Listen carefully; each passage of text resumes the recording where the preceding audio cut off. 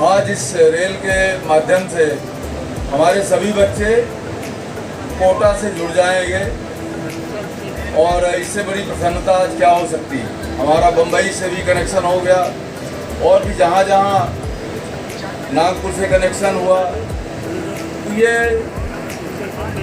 रेलगाड़ियों का विस्तार हो रहा है, यात्री गाड़ियों का विस्तार हो रहा है। उसके साथ ही साथ जो इंफ्रास्ट्रक्चर चाहिए रेलवे स्टेशन के लिए, उसमें भी काफ़ी विस्तारित योजनाओं का काम चल रहा है। और आगे आने वाले दिनों में जो सबसे बड़ा अपने पास एक ये रहता था कि एसी कोच मेंटेनेंस का काम नहीं हो सकता यहाँ, उसका भी काम शुरू हो गया है और जल्दी हमें पूरा भरोसा है कि इस काम को जल्दी पूरा करेंगे।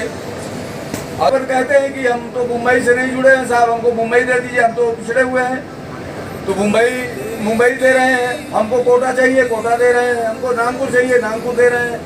जहाँ जहाँ भी हम पिछड़े थे यातायात के इन सुविधाओं के मामले में रेल नेटवर्क से करीब पूरे देश से रीवा को जोड़ने का प्रयास चालू है।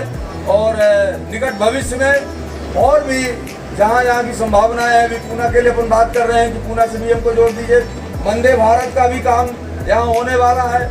वंदे भारत का स्टेशन ये बनेगा रीवा आगे चल करके, और वंदे भारत का स्टेशन बनने के बाद तो यहाँ से 120-130 किलोमीटर की रफ्तार से मुंबई के लिए भी जाएंगी ट्रेन, कलकत्ता के लिए भी जाएंगी, चेन्नई के लिए भी जाएंगी। ये पृष्ठभूमि तैयार की जा चुकी है और मैं समझता हूँ कि आप सब को धन्यवाद। मैं रेलवे विभाग को और आदरणीय रेल मंत्री जी को आभार व्यक्त करता हूँ कि उन्होंने इस क्षेत्र की इस महती मांग को पूरा करने का।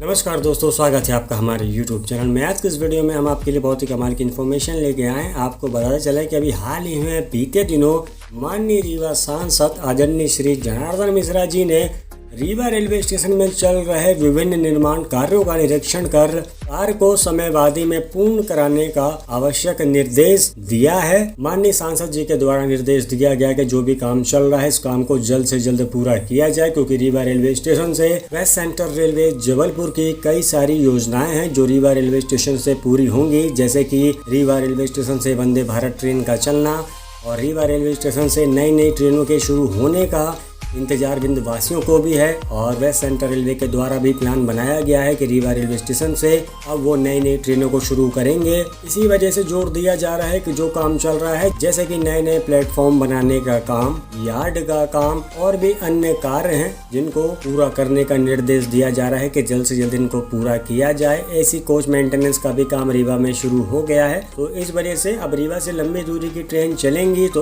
उनको मेंटेनेंस के लिए किसी भी प्रकार की कोई भी दिक्कतें नहीं होंगी, क्योंकि रैक मेंटेनेंस का काम रीवा रेलवे स्टेशन में ही किया जाएगा। विंध्य के यात्री अब रीवा से पुणे के बीच में जो नई ट्रेन चलने वाली है, इस ट्रेन का बहुत ही बेसब्री से इंतजार कर रहे हैं। माननीय सांसद जी की तरफ से भी प्रयास किया जा रहा है कि जल्द से जल्द रीवा से पुणे ट्रेन को भारतीय रेलवे शुरू करे, ताकि हमारे विंध्य के यात्री भी डायरेक्ट रीवा से पुणे और पुणे से रीवा की यात्रा कर सकें। आप सभी के सामने बहुत ही जल्द हम रीवा पुणे ट्रेन की इन्फॉर्मेशन लेके आएंगे। इनके अलावा आपको बताते चले कि त्योहारों का सीजन चल रहा है। रेल प्रशासन द्वारा यात्रियों की सुविधा को ध्यान में रखते हुए चिरमिरी अनूपपुर पैसेंजर स्पेशल जो ट्रेन चल रही है, इस ट्रेन के 5 स्लीपर को सामान्य कोच घोषित कर दिया गया है। यानी कि इस ट्रेन में जो 5 स्लीपर कोच थे अब उनको जर्नल कोच घोषित कर दिया गया है। इससे यात्रियों को अब रिजर्वेशन कराने का झंझट नहीं रहेगा और वो सीधे जनरल टिकट लेकर किसी भी कोच में सफर कर सकते हैं। इस सुविधा से यात्रियों ने राहत महसूस की है। उनका कहना है कि अब केवल स्पेशल हटाने की देरी है, इससे किराए में अतिरिक्त जेब ढीली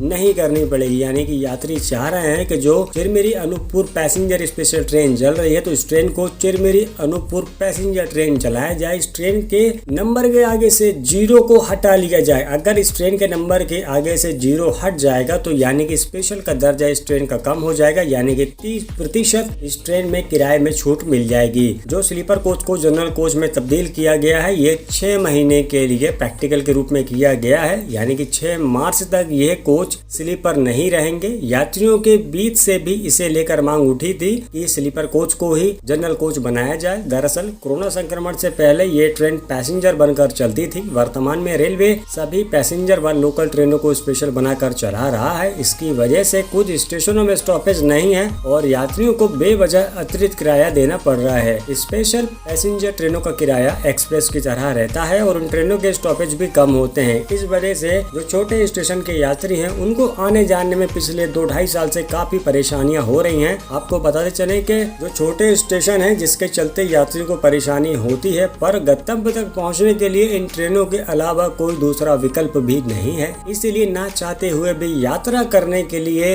लोग मजबूर हैं और स्पेशल ट्रेन का अतिरिक्त किराया देना भी लोगों को पड़ रहा है। समान कोच घोषित करने से यात्रियों को राहत के रूप में यह सुविधा मिलेगी। उन्हें आरक्षण कराने के लिए किसी भी रिजर्वेशन केंद्र में नहीं जाना पड़ेगा। 6 मार्च के बाद यदि बेहतर रिस्पांस मिला तो अवधि बढ़ सकती है, अन्यथा पहले की तरह कोच स्लीपर हो जाएंगे और यात्रियों को रिजर्वेशन कराकर ही यात्रा करनी पड़ेगी। इनके अलावा रेलवे प्रशासन द्वारा यात्रियों की बेहतर यात्रा सुविधा व ज्यादा से ज्यादा यात्रियों को कंफर्म बर्थ उपलब्ध कराने के लिए दक्षिण पूर्व मध्य रेलवे से चलने वाली गाड़ी संख्या 226474 कोरबा कोचुवेली कोरबा एक्सप्रेस में एक अतिरिक्त स्लीपर कोच की सुविधा दी जा रही है। ये कोच अस्थायी रूप से ट्रेन में लगाया गया है। यात्री ये चाहते हैं कि जो ट्रेन अभी तक स्पेशल बन के चल रही हैं उन ट्रेनों को स्पेशल का टैग हटाया जाए, यानी कि उन ट्रेन से स्पेशल का दर्जा हटाया जाए। अगर ऐसा होता है तो वो ट्रेन जिस स्टेशन में पहले रुका करती थी उसी स्टेशन में वो ट्रेन रुकने लगेंगी और ट्रेन का जो